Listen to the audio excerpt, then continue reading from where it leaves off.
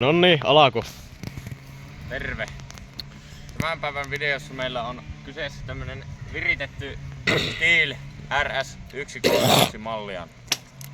Moottori on rakenneltu sen verran, että sylinteri on vaihdettu 140 Mankit PYX moottoriin, koneeseen, pyttyyn.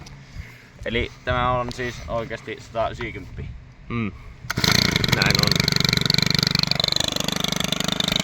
Tyhjäkääntikin on aika muhkean kuuloinen.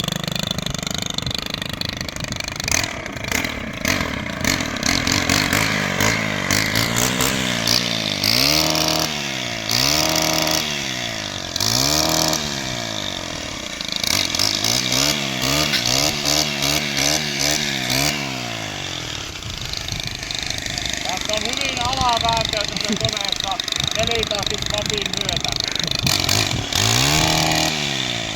Hyvän kuuloinen rajoitus. Tämä on jokaisen metsätöitä harrastavan mopopojan unelma.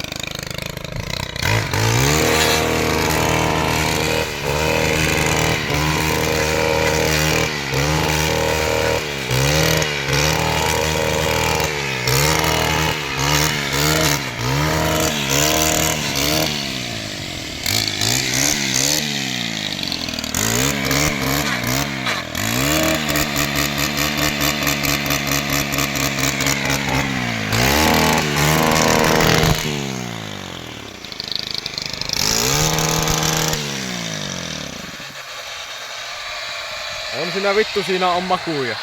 On siinä vittu siinä on makuja. No, onko hyvä kampe? Tämä on hyvä kampe. Sano heippa.